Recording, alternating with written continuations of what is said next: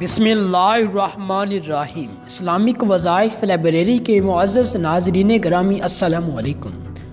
ناظرین گرامی، آج ہم آپ کے ساتھ امیر ہونے کا ایک مفید وظیفہ بتائیں گے اور آپ کو ایک واقعہ بھی بتائیں گے۔ حضرت انس بن مالک رضی اللہ تعالی عنہ سے روایت ہے کہ رسول اللہ صلی اللہ علیہ وسلم نے اپنے صحابہ میں سے ایک صحابی سے فرمایا، اے فلاں، کیا تم نے شادی کر لی؟ انہوں نے عرض کیا، یا رسول اللہ صلی اللہ علیہ وسلم، شادی نہیں کی اور نہ میرے پاس اتنا مال ہے کہ میں شادی کر سکوں، یعنی میں غریب آدمی ہوں۔ آپ صلی اللہ علیہ وآلہ وسلم نے پوچھا، تمہیں سورۃ اخلاص یاد نہیں؟ عرض کیا، جی یاد ہے۔ ارشاد فرمایا، یہ ثواب میں تہائی قرآن کے برابر ہے۔ پوچھا، کیا تمہیں سورۃ اذا جاء نصر اللہ والفتح یاد نہیں؟ عرض کیا، جی یاد ہے۔ ارشاد فرمایا، یہ ثواب میں چوتھائی قرآن کے برابر ہے۔ اور پھر پوچھا، کیا تمہیں قل یا الکافرون یاد نہیں؟ عرض کیا، جی یاد ہے۔ ارشاد فرمایا، یہ ثواب میں چوتھائی قرآن کے برابر ہے۔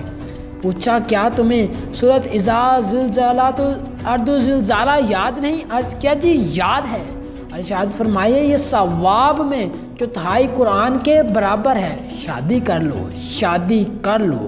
ترمذی شریف۔ رسول پاک صلی اللہ علیہ وسلم کے ارشاد کا مقصد یہ تھا کہ جب تمہیں یہ صورتیں یاد ہیں تو تم غریب نہیں بلکہ غنی ہو، لہٰذا تمہیں شادی کرنی چاہیے۔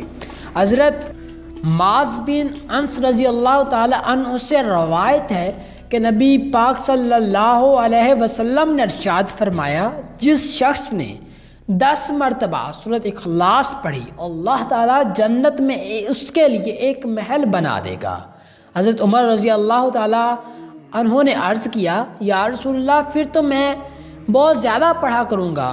رسول اللہ صلی اللہ علیہ وسلم نے ارشاد فرمایا، اللہ تعالیٰ بھی بہت زیادہ اور بہت عمدہ ثواب دینے والا ہے۔ احمد مسند۔ اس کے بعد حضرت ابن عباس رضی اللہ تعالی عنہ سے روایت ہے کہ نبی پاک صلی اللہ علیہ وسلم نے ارشاد فرمایا، 4 چیزیں ایسی ہیں جن کو وہ مل جائیں اس کو دنیا و آخرت کی خیر مل گئی۔ فرمایا، شکر کرنے والا دل، ذکر کرنے والی زبان، مشقتوں پر صبر کرنے والا بدن، اور ایسی بیوی جو نہ اپنے نفس میں خیانت کرے، یعنی پاک دامن رہے، اور نہ شوہر کے مال میں خیانت کرے۔ طبرانی شریف۔